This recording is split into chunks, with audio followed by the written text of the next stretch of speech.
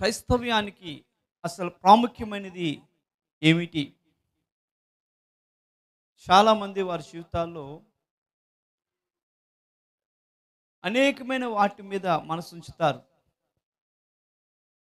అసలైన దాని మీద మనసు ఉంచరు. అసలైన దాని మీద మనసు తక్కువ, వేరే వాటి మీద చాలా మనసు పెడతాం మనం కదా.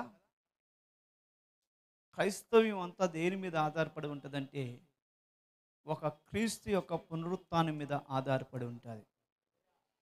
క్రీస్తు పునరుత్థానము చెందని ఎడల బైబిల్ చెప్తుంది, కొరింథీయులకు రాసిన పత్రిక 15వ అధ్యాయం, దేవునిరా మనం 11వ వచనం అలా చదువుకొని వెళ్ళిపోతే ఏముంటుందంటే,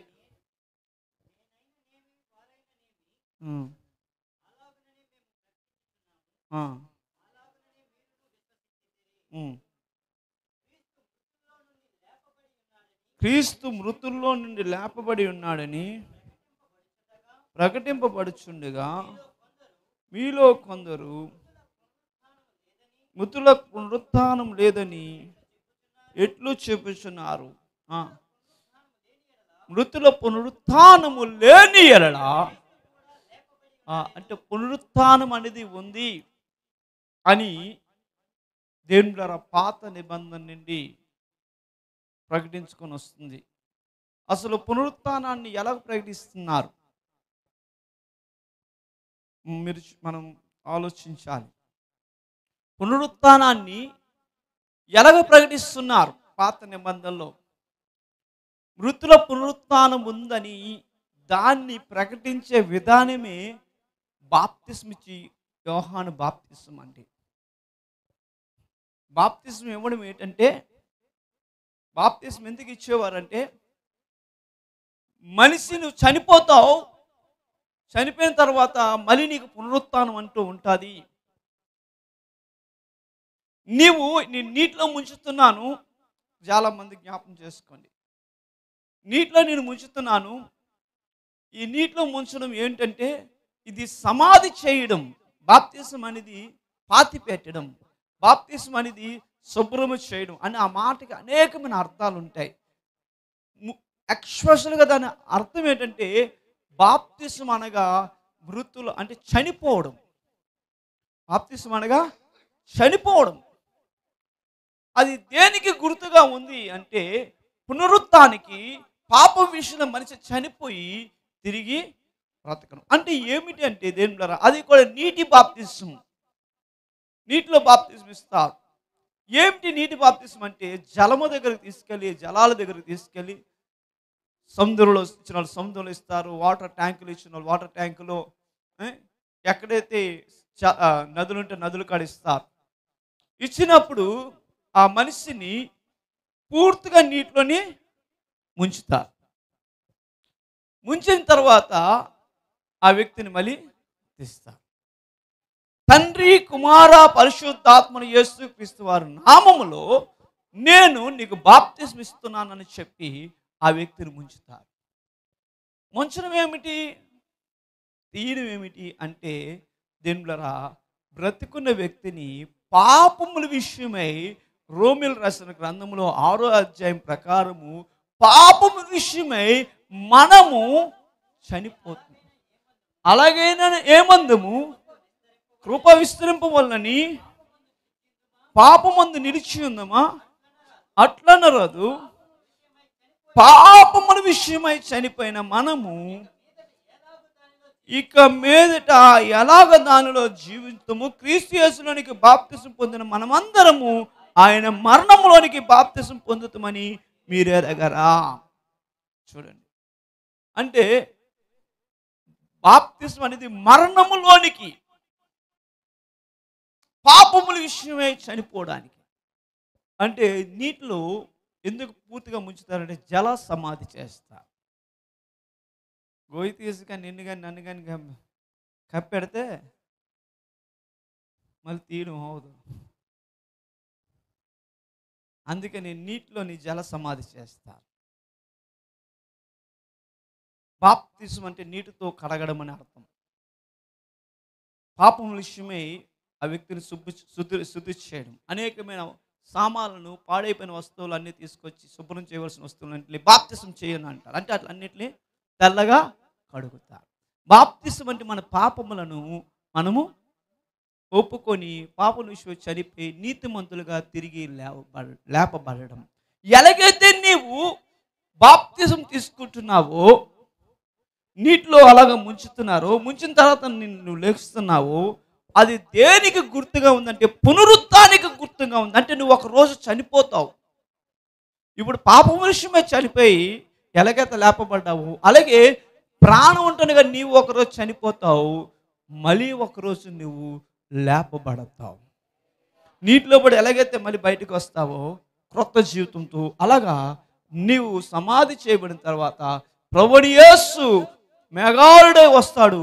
వచ్చినప్పుడు నువ్వు లేపబడి ఆయనతో పాటు ఆ రాజ్యంలోనికి వెళ్ళిపోతావు. కాబట్టి ఈ యొక్క పునరుత్థానమును పాత నిబంధన నుండి ప్రకటిస్తున్నారు, యోహాను నుండి ప్రకటిస్తున్నారు, అంతకుముందు నుండి ప్రకటిస్తున్నారు. పునరుత్థానం ఉందని పరిసయ్యులు చెప్తుండేవారు. అప్పుల్లోనే పునరుత్థానం లేదని సద్దుకాయలు చెప్తుండేవారు. రెండు బోధలు ఉంటుండేవి. పునరుత్థానాన్ని నమ్మేవాళ్ళు ఒకరు, పునరుత్థానాన్ని నమ్మలేని వాళ్ళు ఒకరు. ధర్మశాస్త్రాన్ని గైకుంటూ, ధర్మశాస్త్రంలో ఉన్నవే గైకుంటూ జీవిస్తున్న వారిలోనే రెండు ఆలోచనలు ఉండేవి. కాబట్టి దేవులారా, ఈ పునరుత్థానం లేదని చెప్పే ఒక బ్యాచ్ ఒకటి తయారయ్యి పునరుత్థానం లేదు లేదు లేదు అని చెప్తుండేవారు. దానికి అపోస్తలుడైన పౌలు ఏమని చెప్తున్నాడంటే, రా పిచ్చోళ్ళరా, పునరుత్థానం ఉంది. పునరుత్థానం లేకుండా చూడండి దేవులారా, ఎలాంటి మాట అంటాడు ఆయన ఈ కొరింథీయుల్లో. పునరుత్థానం లేని ఎడల క్రీస్తు కూడా లేపబడలేదు, క్రీస్తు లేపబడి ఉండని ఎడల. చూడండి దేవులారా, ఇంకొక మాట చెప్తాను. 29వ వచనం చదువుతాం. ఇట్లు కాని ఎడల మృతుల కొరకై బాప్తిసం పొందువారు వారు ఏమి చేతురు. చూడండి దేవులారా, ఇక్కడ రెండు రకాలైన ఇంకొక బాప్తిసం, చాలా జాగ్రత్తగా ఆలోచించండి. ఏ రకమైన బాప్తిసం అంటే మృతుల కొరకే బాప్తిసం. ఎవరు మృతులు అంటే చనిపోయిన వారి కోసం బాప్తిసం తీసుకునేవారు. ఇప్పుడు ఉదాహరణ మీకు ఒక మాట చెప్తాను. చనిపోయిన మా నాన్న చనిపోయాడు. ఎవరు? మా నాన్న చచ్చిపోయాడు. ప్రభుని నమ్మలా. ఆయన కోసం నేను బాప్తిసం తీసుకుంటే మళ్ళీ ఒకరోజు ప్రభు వచ్చినప్పుడు, అంటే దేవుడు వచ్చినప్పుడు ఆయన పునరుత్థానం చెందుతాడని విశ్వాసంతో పాత నిబంధనలో భక్తులు ఉండేవారు. అలాగా కూడా తీసుకుంటే వారు మృతుల పునరుత్థానం కోసం, అంతే చనిపోయిన వారి కోసం వారి పేరిట అప్పుడున్న బతుకుని వారు తీసుకునేవారు. కానీ యేసు ప్రభు వచ్చిన తర్వాత అది లేదు. మారు మనసును పొంది బాప్తిసం తీసుకోమని చెప్పాడు. యేసు ప్రభు వచ్చిన తర్వాత ఎవరికి వారే మారు మనసు పొంది బ్రతుకుంటుండగానే నువ్వు తిరిగి జన్మించాలి, అప్పుడే నీకు నిత్యత్వం వస్తుందని ప్రభువారు ప్రకటించారు. నికోదేము వస్తాడు ఆయన కాడికి వచ్చి, అయ్యా నేను నిత్యత్వానికి పరలోకానికి రావాలని నేనేం చేయాలంటే ఒకరు తిరిగి జన్మిస్తే కానీ నీటి మూలంగా, అందుకు 3వ అధ్యాయంలో ఉంటుంది, యోహాను రాసిన సువార్తలో 3వ అధ్యాయంలో ఉంటుంది. అందుకు యేసు అతనితో ఒక్కడు క్రొత్తగా జన్మిస్తే గాని అతడు దేవుని రాజ్యమును చూడలేడు. అంటే కొత్తగా జన్మించడం ఏంటి అంటాడు, ఇదేట్రా? అందుకు నికోదేము, ముసలివాడైన మనుషుడు ఎలాగ జన్మింపగలడు? రెండవ మారు తల్లి గర్భం ముందు ప్రవేశించి జన్మింపగలడా అని ఆయనను అడగగా యేసు ఇట్లా, నేను ఒకడు నీటి మూలంగాను ఆత్మ మూలంగాను జన్మిస్తేనే కానీ దేవుని రాజ్యములో ప్రవేశించడని చెప్పాడు. అంటే నీటి మూలంగా ఆత్మ మూలంగా, అంటే అప్పటికి నీటి మూలంగా ఉన్న బాప్తిసం జరుగుతుంది. ఒకడు జన్మించాలి. చచ్చిపోయినోడి కోసం నువ్వు ఇక్కడ చేయక, అంటే జన్మలు అనేది బైబిల్ గ్రంథంలో రాయబడి ఉంది. ఈ జన్మలు ఏమిటి? ఏంటి జన్మలు?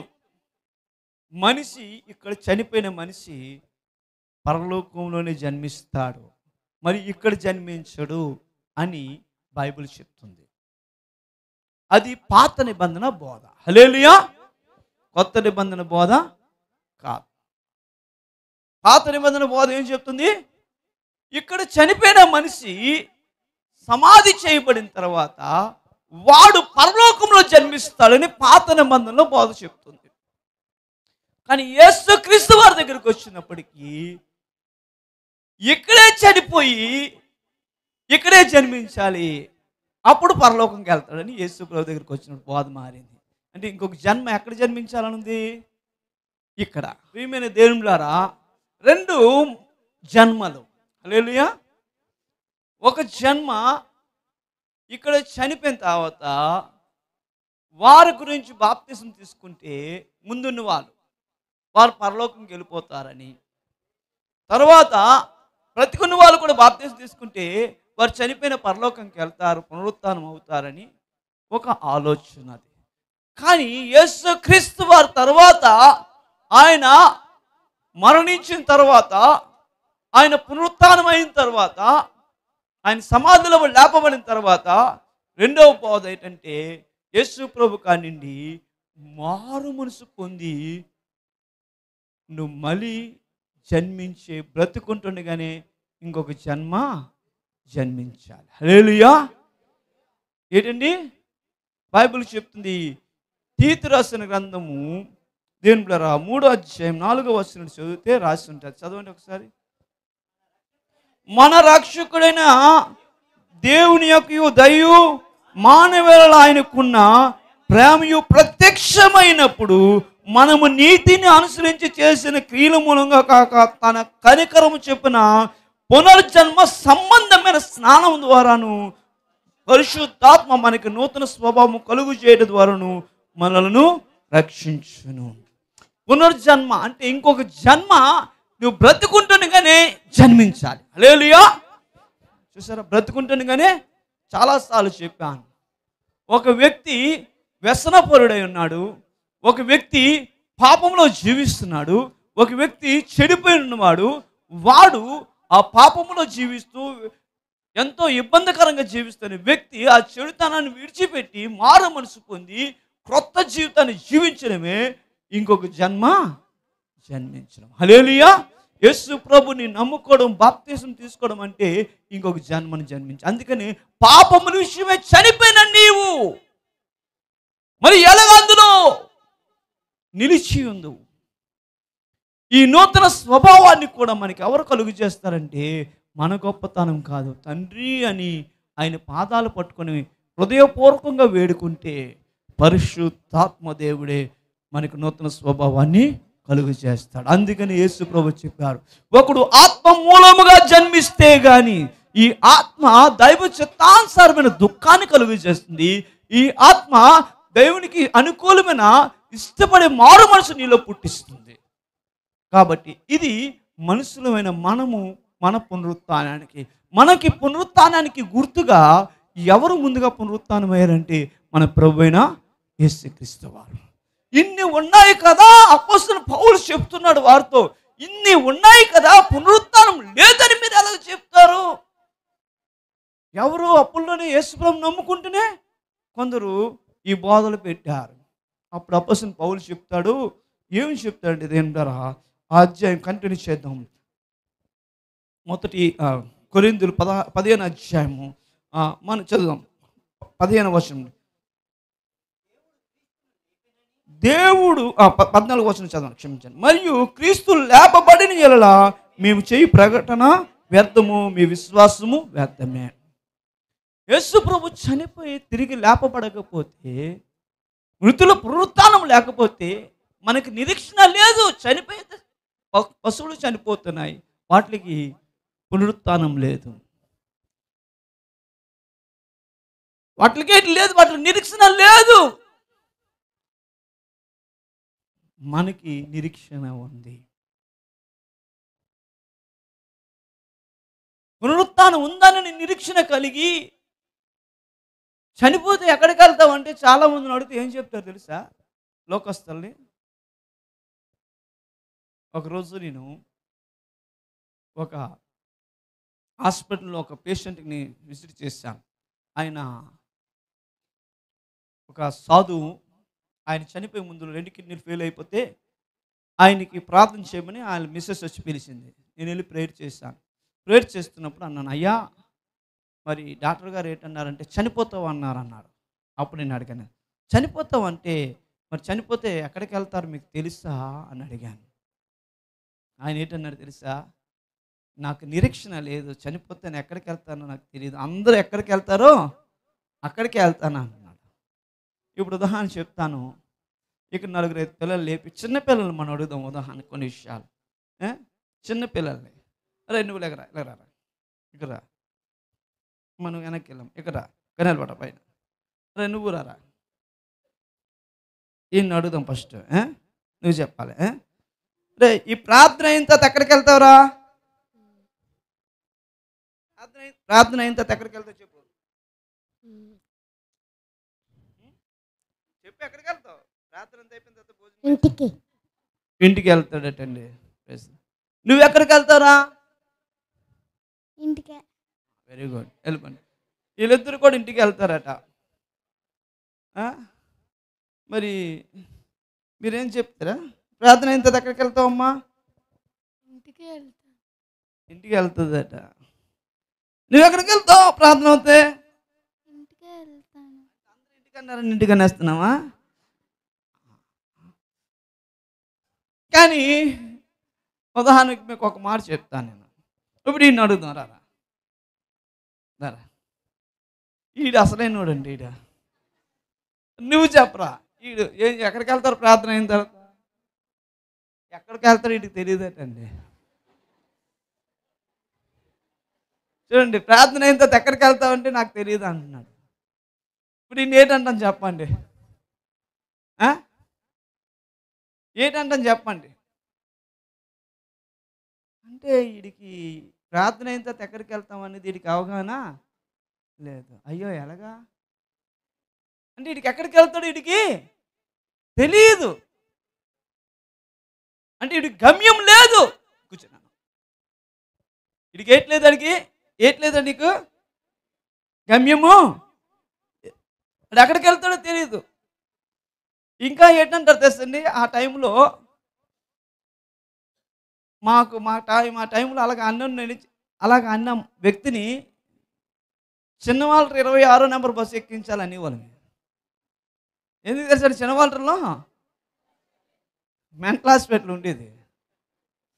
26 నెంబర్ బస్సు ఎక్కడని బయలుదేరేది? సింహాచలం దగ్గర బయలుదేరేది.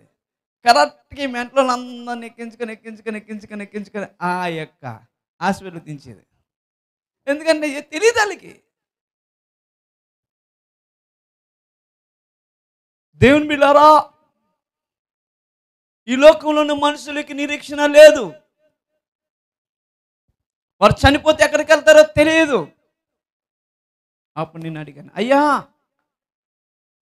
అంత పెద్ద వ్యక్తిని చనిపోతే ఎక్కడికి వెళ్తావో అడిగితే అది అందరూ ఎక్కడికి వెళ్తే అక్కడికి వెళ్తాను అంటున్నాడు. నేను అడిగాను, కొన్ని ఉదాహరణ ఇక్కడ ఒక అమ్మాయిని అడుగుదాం, చిన్న అమ్మాయిని అవ్వాలైనా, ఒక చిన్న అమ్మాయిని అడుగుదాం. ఎవరిని అడుగుదాం? లారీని, ఈ పాపని అడుగుదామా?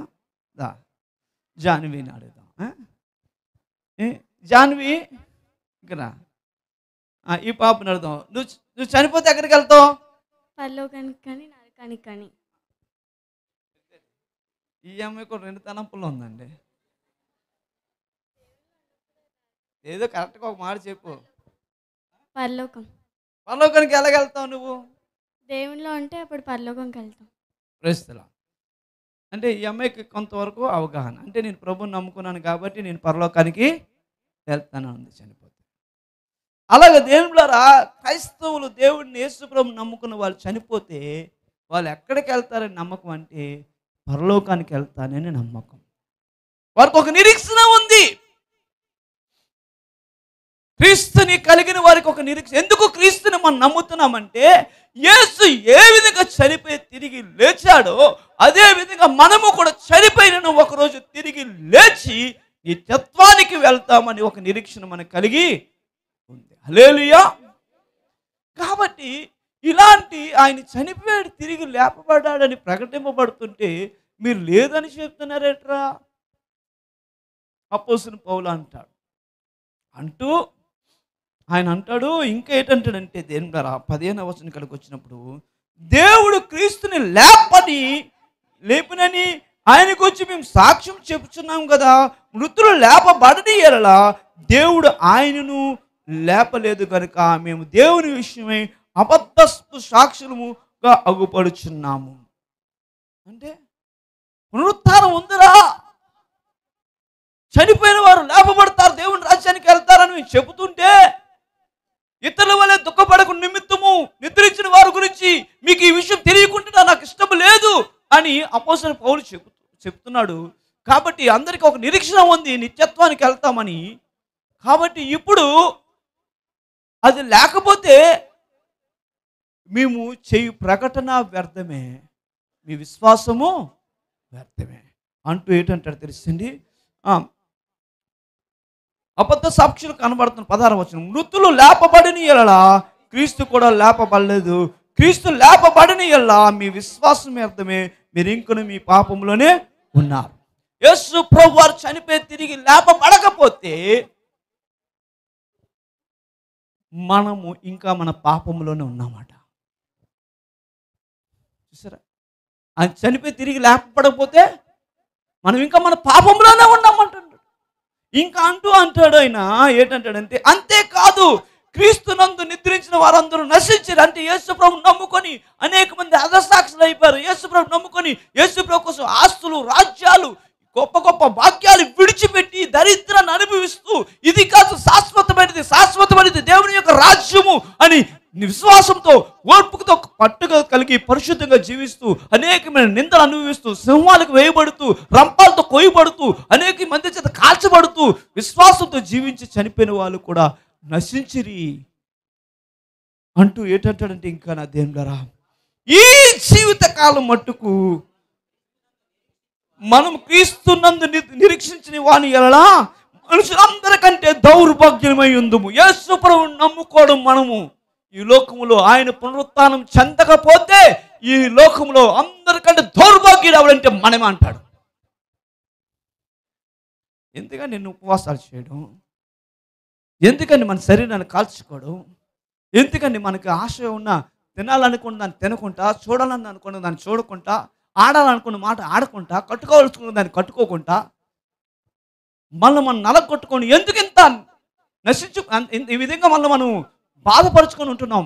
సత్యం కోసం ప్రాణాలే ఇస్తున్నాం, నీతిగా జీవించడం కోసం మనం ఎంత అవమానాలు పడుతున్నాం. ఎందుకు ఈ బాధ?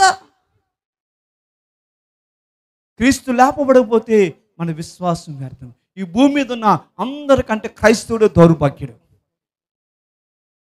అని చెప్తూ ఇంకా చెప్తాడు ఆయన, ఇప్పుడైతే నిద్రించిన వాళ్ళు ప్రథమ ఫలంగా క్రీస్తు మృతుల్లో లేపబడి ఉన్నాడు. హల్లెలూయా. మనుషుని ద్వారా మరణం వచ్చిన కనుక మనుషుని ద్వారానే మృతుల పునరుత్థానము కలిగెను. ఏ మనిషి వల్ల మరణం వచ్చిందో ఆ మరణానికి విరుగుడు అదే మనిషిగా దేవుడే ఈ భూమి మీదకు వచ్చి ఆ మరణమును జయించి మనిషికి పునరుత్థానాన్ని కలుగు చేస్తాడు యేసుక్రీస్తు వారు.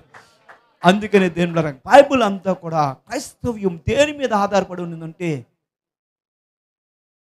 పునరుత్థానం మీద ఆధారపడి ఉంది. అందుకని క్రైస్తవ లోకానికి అతి విలువైన ప్రాముఖ్యమైన పండుగ ఏదంటే క్రీస్తు యొక్క పునరుత్థానం అండి. అందుకనే దేవుళ్ళారా ఈ పునరుత్థానాన్ని జ్ఞాపం చేసుకోవడానికే ఈ యొక్క ఆదివారం దేవుడు రొట్టె విడుచుకోవడానికి ఎందుకు రొట్టె ఇవ్వడమంటాడంటే దేవుళ్ళారా ఆయన మృతి నుండి ఎలాగ మనందరి వరకు చనిపోయాడు, ఎలాగ చనిపోయి 3 రోజులు సమాధి చేయబడి తిరిగి లేచాడో అది జ్ఞాపకం ఉంచుకోవడానికి ప్రతి వారము రొట్టె విడుస్తుండేవారు వాళ్ళు. కాబట్టి ఈ రోజుల్లో సంఘాల్లో అనేక సంఘాలు కొన్ని సంఘాల్లో పునరుత్థానం గురించి సరైన అవగాహన క్రైస్తవులమైన మనకు లేదండి. కాబట్టి ప్రియమైన దేవుని బిడ్డలారా ఈ గురించి జ్ఞాపకం చేసుకోవాలి. క్రీస్తు ఎలాగైతే చనిపోయి తిరిగి లేచాడో క్రీస్తునందు ఉన్న విశ్వాసులు కూడా లేపబడతారు. అందుకని అపోస్తలుడైన పౌలు చెప్తాడు 15వ అధ్యాయం 4వ వచనం 3వ వచనం చూస్తే, నాకు ఇవ్వబడిన ఉపదేశమును మొదట మీకు అప్పగించితిని, అదేమనగా లేఖనముల ప్రకారము క్రీస్తు మన పాపము నిమిత్తము మృతి పొంది సమాధి చేయబడను. హల్లెలూయా. చూడండి, యేసుక్రీస్తు వారట లేఖనాల ప్రకారము. చూడండి దేవులారా, ఈరోజు నేను చెప్తున్న మాట ఏంటంటే ఒక బైబిల్ గ్రంథంలోనే పునరుత్థానం గురించి రాయబడింది ఉన్నదని కాదండి. అనేక పుస్తకాల్లో పునరుత్థానం కోసం రాయబడి ఉంది. రాజు, ప్రజలు పరిపాలించే రాజు చనిపోతాడు, చనిపోయి సమాధి చేయబడతాడు, మళ్ళీ 3వ రోజు లేపబడతాడు అని అనేక గ్రంథాల్లో రాయబడి ఉంది. అందుకనే దేవుళ్ళారా మనం చూసుకున్నట్టు కొన్ని గ్రంథాల్లో ఇప్పుడు ఈజిప్షియన్స్ ఉన్నారు, వాళ్ళు పిరమిడ్స్ కట్టారు. ఏంటండి పిరమిడ్స్? పిరమిడ్స్ ఎందుకు కట్టారు తెలుసా? పిరమిడ్స్ ఎందుకు కట్టారు? ఆ రాజు ఆ పిరమిడ్స్లో ఆ రాజుకి సకల సుగంధ ద్రవ్యాలు పెట్టి అందులో పెడతారు. పెట్టిన తర్వాత ఆ రాజు మళ్ళీ బ్రతికి బయటికి వస్తాడని. అలాగా 15 మంది రక్షకులుగా ఈ భూమి మీద ప్రకటించుకొని మేమే మెస్సయ్యలమి, మేమే రాజు, మేమే రక్షకులమి, దేవుడిగా మానవుడిగా దేవుడై ఉండి మానవుడిగా జన్మించిన వాళ్ళం మేమే ప్రజల కొరకు బాధలు అనుభవిస్తూ ఈ ప్రజలకు ఒక నిరీక్షణగా నేనే ఉన్నానని చెప్పుకుంటూ చనిపోయి 15 మంది వారు సమాధి చేయబడి, చూడండి ఆ సమాధులు ఎలా చేస్తారు తెలుసా? మళ్ళాగా పెట్లో పెట్టి గొయ్యి తీసి కప్పెట్టరు, ఒక గృహ త్వర తవ్వి అందులో పెడతారు. ఎందుకంటే ఆయన మళ్ళీ బ్రతికి బయటకు వస్తాడని అన్ని గ్రంథాలు అనేక గ్రంథాల్లో ఈ నిరీక్షణ ఉంది. కాబట్టి అలాగే బైబిల్లో కూడా రాసింది ఏమని? క్రీస్తు సకల మానవాల కొరకు దేవుడే మానవుడిగా అభిషక్తుడిగా కన్య మరియ గర్భంలో జన్మించి ప్రతి మానవాన్ని వారి పాపములను విమోచించడం కొరకై ఆయన జన్మించి శ్రమపడి మృతి చెంది పాపముల విషయమై సమాధి చేయబడతాడు అని రాయబడి ఉంది. రాయబడి అదే కాదు, ఇంకా ఏమని రాయబడింది? మరి లేఖనం ప్రకారము 3వ దినమున లేపబడతాడు. చనిపోయేటి ఎక్కడ రాయబడింది? క్రీస్తు ప్రభు జన్మించక మునుపు 100 సంవత్సరాల క్రితము, 1000 సంవత్సరాల క్రితము మోషే ధర్మశాస్త్రంలో ఆయన చనిపోయి తిరిగి 3వ రోజు లేపబడతాడని రాసింది. అరే మీకు తెలియదా లేఖనము? మీరు యూదులు కదా, ధర్మశాస్త్రం క్షుణ్ణంగా చదువుతున్నారు కదా, పునరుత్థానం ఉందని ధర్మశాస్త్రం చెప్తుంటే లేదంటారేంటి అంటే సాతాను యొక్క బోధ, క్రీస్తు బోధని చెరపగోరి దుష్టుడు బోధ అప్పుడే ప్రవేశించింది.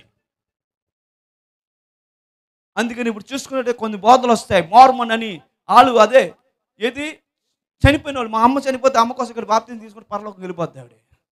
మా నాన్న చనిపోయింది, మా నాన్న కోసం ఇక్కడ బాప్తిజం తీసుకుని పరలోకం, అంటే పాత తాలూకు అన్నీ పాటిస్తున్నారు, పునరుత్థానం నమ్ముతున్నారు. కానీ ముందున్న వాళ్ళు చనిపోయారు, అలాగే మనం తృప్తిపరిచేస్తారు. అంటే ఇటు శుభ్రంగా తాగొచ్చు, తిరగొచ్చు. నేను చనిపోయిన తర్వాత నా కొడుకు నా పేరు మీద బాప్తిజం నీటి మునిగెత్తే నేను పరలోకంకి వెళ్ళిపోతాను. యేసు ప్రభువు ఎవరు చేసిన తప్పుకి తండ్రుల దోషం కుమారుల మీదకి రానివ్వను, కుమారుల దోషం తండ్రుల మీదకి రాని, ఎవరు చేసిన తప్పుకి వాడే శిక్ష అనుభవించాలంటాడు. కాబట్టి దేవులారా నువ్వు మారు మనసు పొందు, ముస్కర్లారా. మీరు ఏ యేసుని చంపారో అదే యేసుని దేవుడు మృతుల్లో బడి లేపాడు అని చెప్తాడు. దేవులారా, అదే మరి తర్వాత యేసు ప్రభు చనిపోయిన తర్వాత కూడా మన లూకా సువార్త 24వ అధ్యాయము 44వ వచనం చూస్తే యేసు ప్రభు వారికి 3 సార్లు కనబడతాడు. ఆయన మొదటిసారి కనబడతాడు ఎప్పుడు? కేపాకి, అదేవిధంగా మగ్దలేని మరియాకు వీళ్ళకి కనబడతాడు. అదేవిధంగా ఎంఐ మార్గంలో విన్నోళ్ళకి కనబడతాడు. కనబడిన తర్వాత తోమకి చెప్తే తోమ నమ్మడు. యేసు ప్రభు చనిపోయి లేచాడా, పునరుత్థానం అయ్యాడా, నేను నమ్మను అంటాడు. అంటే అప్పుడు మళ్ళీ యేసు ప్రభు మళ్ళీ అపోస్తలులందరికీ కనబడతాడు. కనబడినప్పుడు తోమ అంటాడు, నువ్వు నిజంగా పునరుత్థానమైన యేసువైతే నీ పక్కలో చేపెడితే కానీ నేను.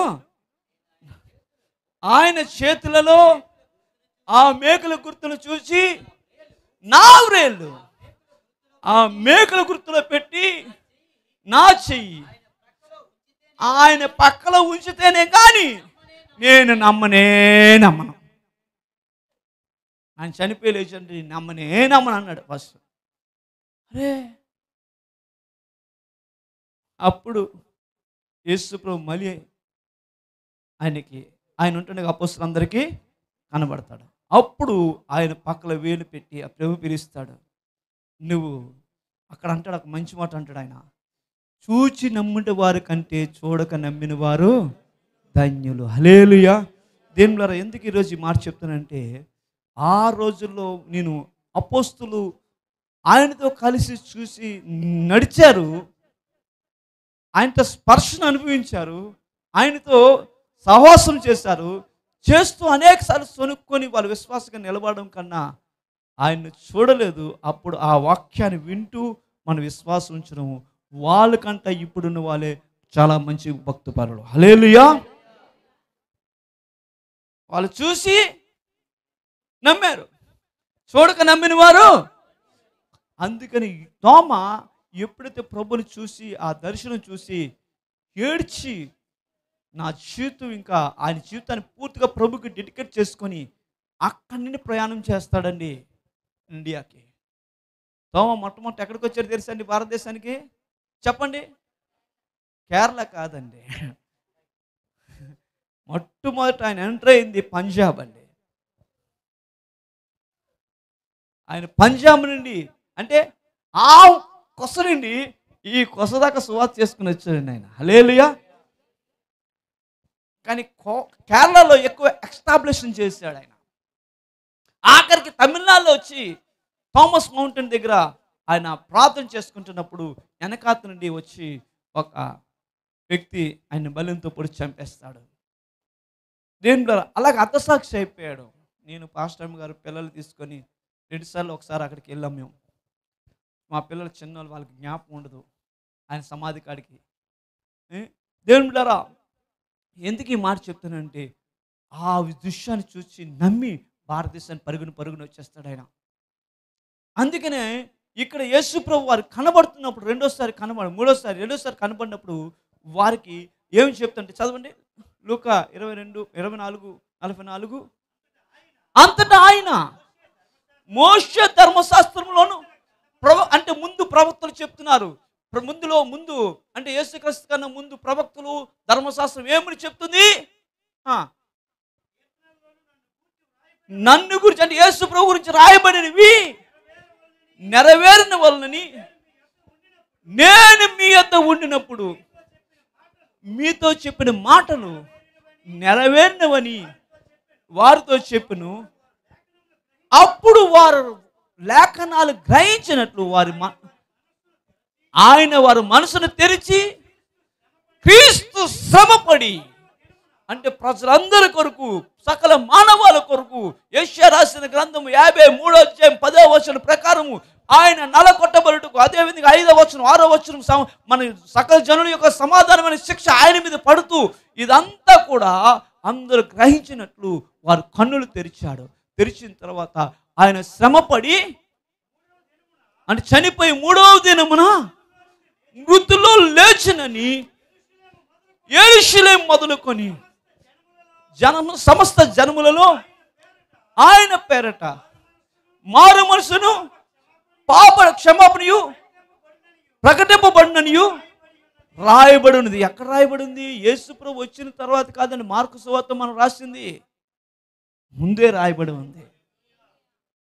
ఆయన సకల మానవారి కొరకు చనిపోతారు, ఆయన జన్మిస్తాడు, ఆయన రక్తం కాచి సమాధి చేయబడి తిరిగి లేపబడిన తర్వాత సకల మానవారికి పాపక్షమాపణ ఆయన నామంలోనే. హల్లెలూయా. ఆయన ఎలాగ పునరుత్థానం అయ్యాడో, ఎవరైతే ఆయన యందు విశ్వాసం ఉంచుతారో ఆయనలాగా జీవించాలి. హల్లెలూయా. అలాగే లేఖన ఆధారాలను దేవుని ద్వారా ఆయన చూపిస్తారు. అందుకని అపోస్తలుడైన పౌలు చెప్తాడు. ఇప్పుడు కొరింథీయులు 14:15 3-4 వచనం చూస్తే ఏమిటి? క్షమించండి, 5వ వచనం చదవండి. ఆయన కేపాకును తర్వాత 12 మందికి కనబడును, అటు పిమ్మట 500 మందికి ఎక్కువైన సహోదరులకు ఒక్క సమయం అందే కనబడును. వీరిలో అనేకులు ఇప్పటి వరకు నిలిచి ఉన్నారు, కొందరు నిద్రించి అన్నారు. అంటే అప్పుడు అపోస్తలుడు పౌలుతో ఉన్నప్పుడు చెప్తున్నాడు, యేసు ప్రభు పునరుత్థానం అవ్వడము, ఆయన చనిపోయి తిరిగి లేపబడము ఇక్కడున్న కొందరు మనలో ఉన్నవాళ్ళు చూశారు. 500 మంది ఒక్క మగవాళ్ళే, అంటే ఇక లేడీస్ ఎంతమందో ఉన్నారు. వీళ్ళందరూ చూస్తుండగా ఆయన ఆకాశ మేఘాల మండలం మీద ఆరోహణం అవడం చూశారు. ఇప్పటికే కొందరు చనిపోయారు, కొందరు బ్రతికున్నారు.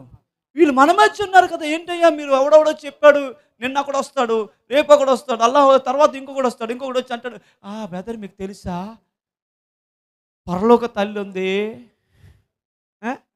బ్రదర్ మీకు తెలుసా అసలు ఆదివారం ఎందుకు చేయాలి? 10 ఆజ్ఞలు మనం పాటించాలి కదా, శనివారం చేయాలి కదా, అన్ని ఆజ్ఞలు చేస్తారు. ఇలాగా బోధలు తీసుకొచ్చి మన బుర్రలు పాడు చేస్తారు. అప్పుడే యేసుప్రభు చనిపోయిన తర్వాత పౌలు కాలంలోనే ఈ బోధలు స్టార్ట్ అయిపోయాయి. బుర్రలు పాడు చేస్తుంటే అరే ఉన్నారు కదా పునరుత్థానం. కాబట్టి మనం అందరం కూడా దానికి మనమే సాక్షులం. హల్లెలూయా. కాబట్టి ప్రియమైన దేవుని ద్వారా యాక్చువల్గా నేను మిమ్మల్ని అందరినీ ఒక మాట అడుగుతాను. యేసు ప్రభు ఈ భూమి మీదకి అస్సలు ఎందుకు జన్మించవలసిన అవసరం వచ్చింది? సకల మానవాళిని లేఖనాల ప్రకారము మానవాళి పాపము నిమిత్తం రక్తం కాచి శ్రమపడి మరణించి సమాధి చేయబడి తిరిగి 3వ రోజు లేపబడడం బాగుంది.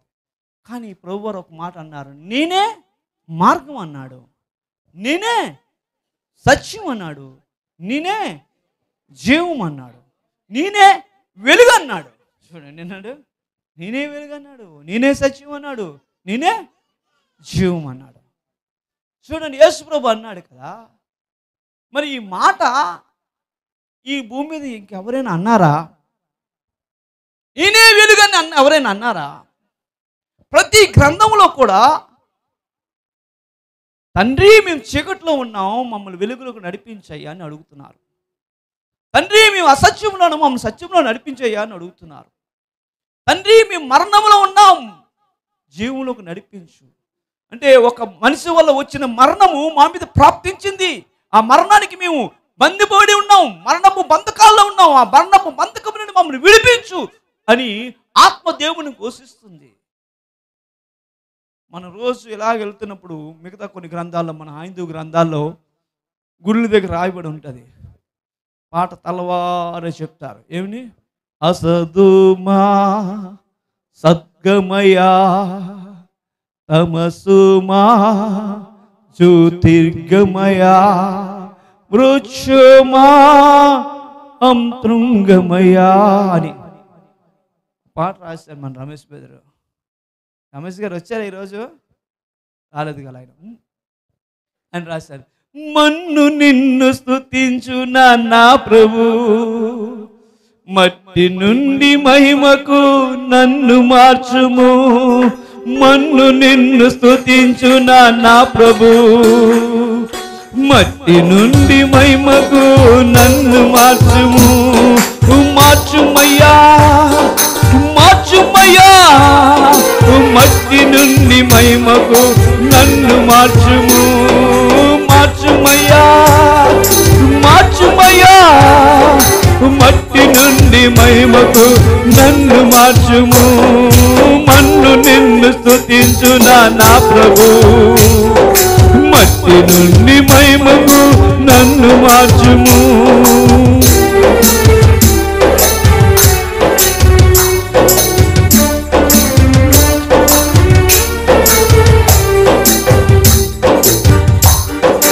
అసలోమా సత్యమయా సత్యమును ప్రసాదించు స్వామి.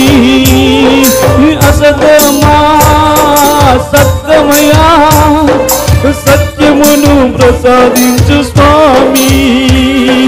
సత్యమేవ జయతిగా జయ జీవితమును, సత్యమేవ జయతిగా జయ జీవితమును నాలో ప్రకాశించు స్వామి. నాలో ప్రకాశించు స్వామి.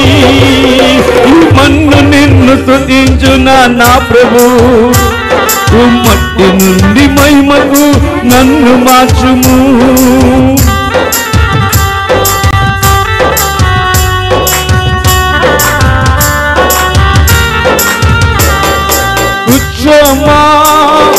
ృంగమయా జీవమును ప్రసాదించు స్వామి.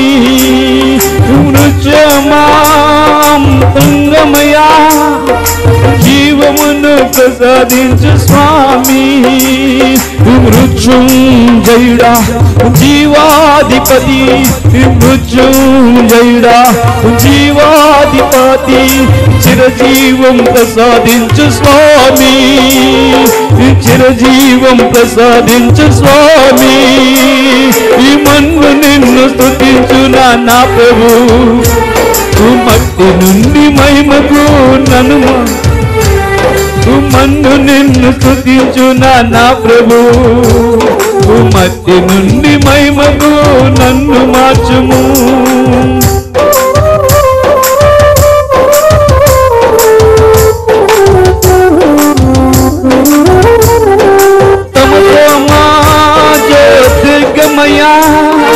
వెలుగును ప్రసాదించు స్వామి. తమ జ్యోతిర్గమయా వెలుగును ప్రసాదించు స్వామి.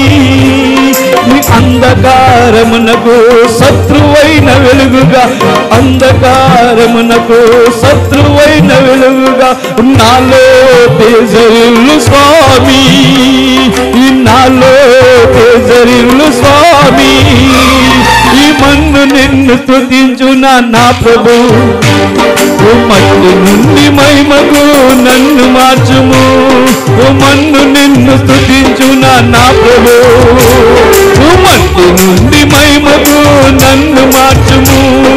మార్చుమయ్యా, మార్చుమయ్యా. మట్టి నుండి మహిమకు నన్ను మార్చుము. మార్చుమయ్యా, మార్చుమయ్యా. మట్టి నుండి మహిమకు నన్ను మార్చుము. మన్ను నిన్ను స్తుతించునా నా ప్రభు. మట్టి నుండి మహిమకు నన్ను మార్చుము. మన్ను నిన్ను స్తుతించునా నా ప్రభు. మట్టి నుండి మహిమకు నన్ను మార్చుము. హల్లెలూయా.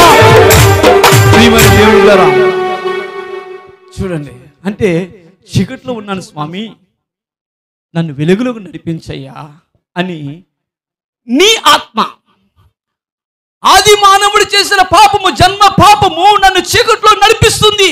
నేను చీకట్లో ఉన్నాను, నన్ను వెలుగులోకి నడిపించని ఆ యొక్క వెలుగైన దేవుణ్ణి ఈ భూమి మీద పుట్టిన ప్రతి ఒక్కరి ఆత్మ దేవుని ఘోషిస్తుంది.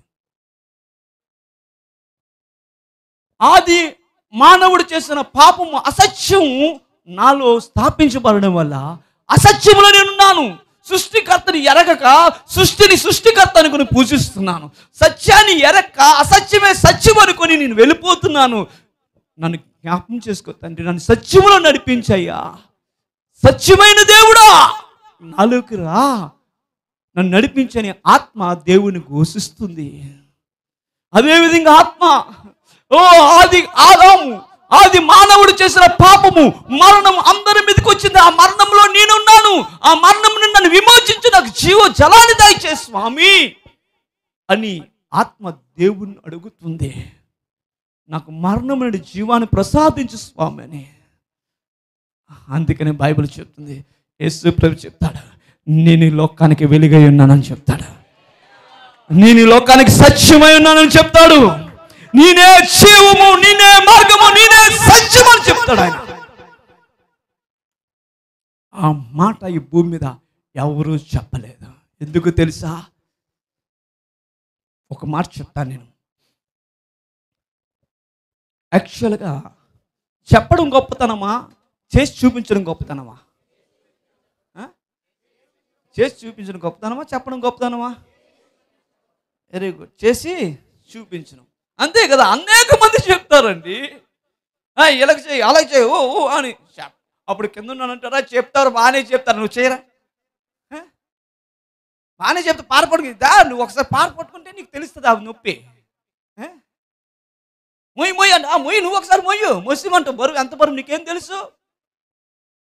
దేవుళ్ళు చెప్తున్నారు, రే అబద్ధం ఆడకని చెప్తున్నారు, నిన్నువల్ని పొరుగుని ప్రేమించని చెప్తున్నారు, పరాస్త్రీని ఆశించకని చెప్తున్నారు, మోసం చేయకని చెప్తున్నారు, విగ్రహారాధన చేయొద్దని చెప్తున్నారు, ఇతరులు దొంగలించొద్దని చెప్తున్నారు, పాపము చేయొద్దని చెప్తున్నారు. కానీ వారు చెప్తున్నారు, కానీ వారే ఉండలేకపోయారండి.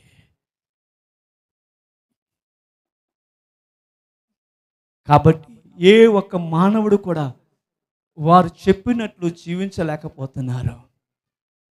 కాబట్టి పరలోకానికి మార్గం చూపించలేకపోతున్నారు, వారి క్రియలు చూపించలేకపోతున్నాయి.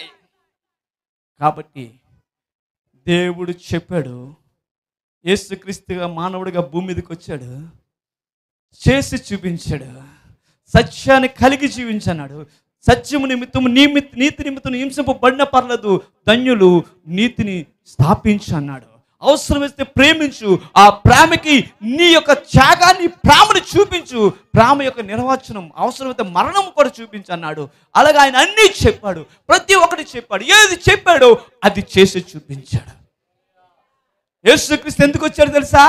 చెప్పడానికి కాదు, చెప్పినవన్నీ ధర్మశాస్త్రంలో రాయబడినవన్నీ చేసి చూపించడానికి భూమి మీదకి వచ్చాడు. ఇదిగో నేను నడిచాను, నేను లోకాన్ని జయించాను కనుక నన్ను వెంబడించేవాడు మీరు కూడా లోకాన్ని జయిస్తే నాతో పాటు ఎక్కడ కూర్చుంటారు? రా కూర్చోవరా, ఎక్కడ కూర్చుంటారు? కూర్చోవరా, రైట్. నేను యేసు ప్రభువుని అనుకోండి, అలాగా అనుకోండి అంతే. తర్వాత వచ్చి నాకే మొక్కేసి మొక్కడం అని చేయొద్దా అనుకోండి. హల్లెలూయా. ప్రియమైన దేవునిలారా, నేను లోకాన్ని జయించాను, ఇప్పుడు నేను ఒక మార్గాన్ని మీకు చూపించాను. అందుకని నేనే మార్గం అంటున్నాడు. ఎక్కడికి? పరలోకానికి. ఆయన ఒక అడుగులు జాడలు ఉంచాడు. అలాగే జీవించండి, అలాగ నడండి, మీరు అలాగ నడుస్తేనే పరలోకానికి వస్తారని. మార్గము ఆయనే పరలోకానికి. కాబట్టి నేను లోకాన్ని జయించున్న ప్రకారము మీరు కూడా లోకాన్ని జయించండి. జయించు అని నాతో కూడా. ఇదేంటి? దేవుని యొక్క సింహాసనం. ఎవరిది? యేసు ప్రభు సింహాసనం. ఇది ఎవరి సింహాసనం? యేసు. ఇంకా పక్కన ఇంకొక సింహాసనాలు లేదు, ఒక సింహాసనం ఉంది. ఆ సింహాసనం మీద ఆయన కూర్చున్నాడు. జయించిన వాడిని ఇప్పుడు ఎక్కడ కూర్చోబెడుతున్నాడు? చదవండి. జయించు అని నాతో కూడా నా సింహాసనం మీద కూర్చొని ఎత్తున. చూడండి అమ్మాలిగా రండి. ఈ అమ్మాయి లోకాన్ని జయించిందండి, నాతో పాటు నా సింహాసనం మీద కూర్చుంది. ఎక్కడ కూర్చుంటుంది? Very good.